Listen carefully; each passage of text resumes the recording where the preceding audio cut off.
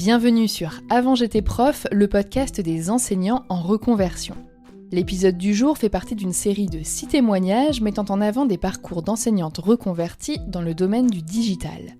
Leur point commun, c'est d'avoir suivi la formation de Manon Fayard pour apprendre le métier de Content Manager. Au programme, marketing digital, référencement naturel, rédaction web, réseaux sociaux et stratégie commerciale. Un très vaste programme qui permet de comprendre comment renforcer la visibilité et l'image de marque d'une entreprise en générant de l'intérêt autour de ses services ou produits.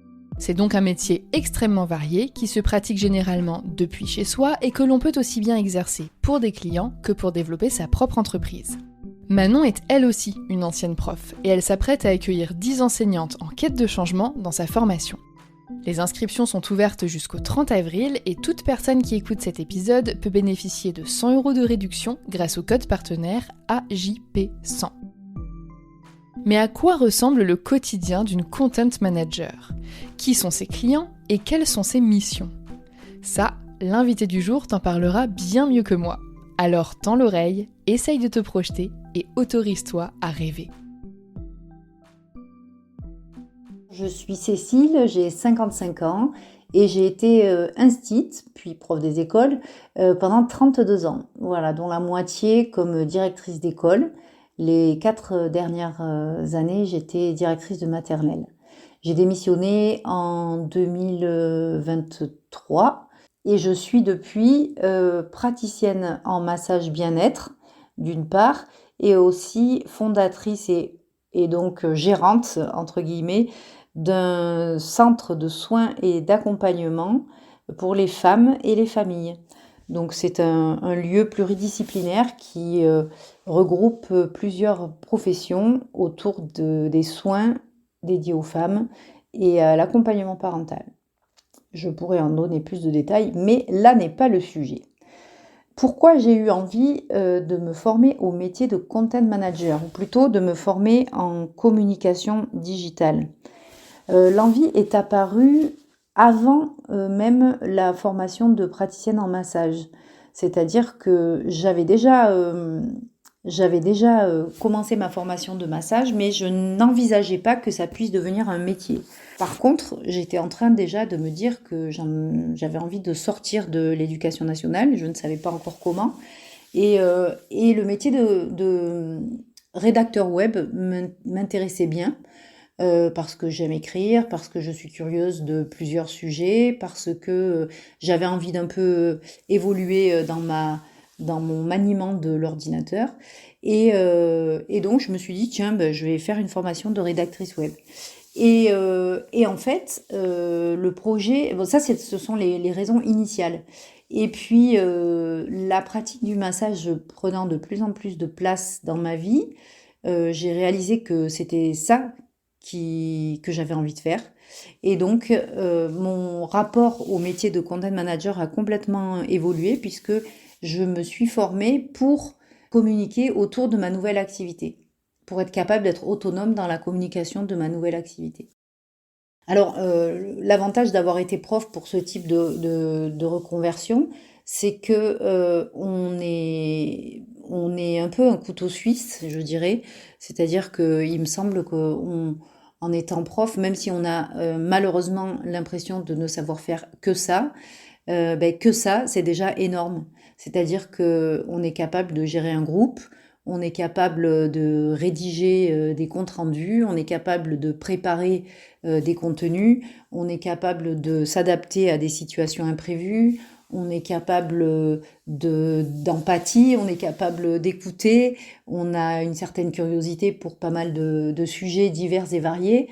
Et il me semble que tout ça, ce sont des compétences qui sont complètement transférables au métier de content manager, qui demande d'être curieux, de s'adapter, d'être à l'écoute. Pour ça, ça m'a assez vite rassurée quand j'ai commencé la formation, c'est qu'en fait, même si d'un point de vue technique, j'avais énormément à apprendre, il y a quand même pas mal de domaines dans lesquels j'ai pu avancer rapidement grâce à ce que je savais déjà faire. Mon quotidien de content manager Alors, j'en ai pas puisque je ne suis pas content manager. Donc, en fait, pourquoi j'utilise cette formation que je n'ai pas encore terminée, c'est peut-être important de le préciser.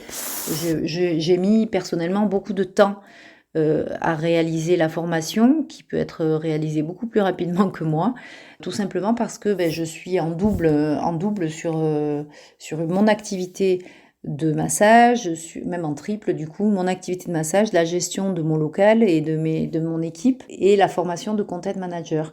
C'est aussi moi qui m'occupe de toute la partie communication de la parentèle, donc du lieu, plus la partie communication de mon activité de massage.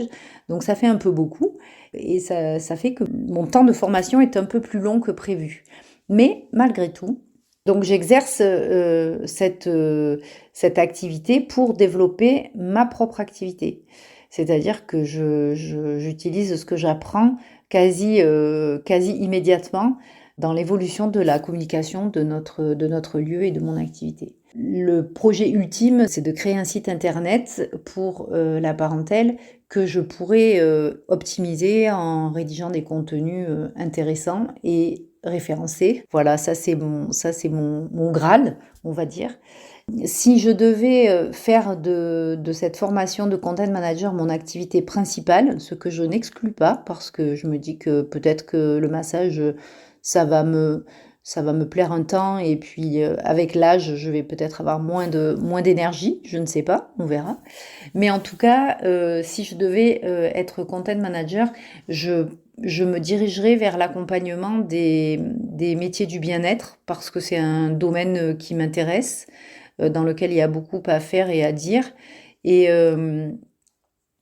voilà, j'aimerais vraiment me spécialiser dans ce domaine-là, vraiment réaliser des missions pour d'autres personnes qui sont dans le bien-être.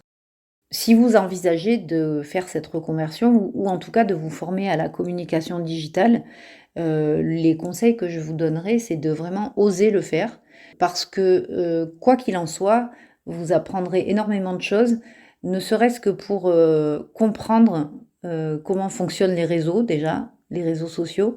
Moi, je trouve que c'est super intéressant d'un point de vue sociétal, juste ça. Ça donne des clés en tout cas et ça permet de mieux se sentir dans ce domaine-là. Donc, osez le faire, allez-y.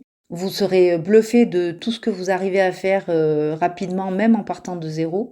Moi, c'était vraiment mon cas. Je n'avais aucune notion de tout ce qui est communication. Un petit peu en informatique, je me débrouille un petit peu, mais enfin quand même, je suis pas une spécialiste. Et malgré tout, je trouve que je me débrouille pas trop mal. Enfin, j'espère. Il faudrait que je demande à la formatrice. Manon, si tu m'entends. Mais voilà. Donc, allez-y, foncez. Il faut essayer. C'est hyper intéressant. Ça remplit le réservoir de curiosité. Et puis, c'est vraiment chouette, quoi. Voilà. Et si on peut parler plus précisément de la formation proposée par Manon, elle a l'extrême avantage d'être en cohorte de petits groupes, c'est-à-dire qu'on est, je crois, 6 maximum par année. Et donc, on a un accompagnement hyper individualisé de la part de Manon, avec des réponses quasi immédiates à toutes nos questions. On bénéficie aussi de la force du groupe puisque on se retrouve mensuellement pour des visios dans lesquelles on peut poser des questions qui servent aux unes et aux autres. Et vraiment, tout est fait aux petits oignons, on se sent vraiment coucouné et c'est très agréable et valorisant. Voilà, c'est une formation bienveillante, personnalisée et vraiment chouette. Voilà, donc allez-y, n'hésitez pas. Merci d'avoir écouté cet épisode jusqu'au bout. Pense à t'abonner au podcast pour ne pas rater les prochains et rends-toi dans la description pour avoir plus de détails sur la formation de Manon.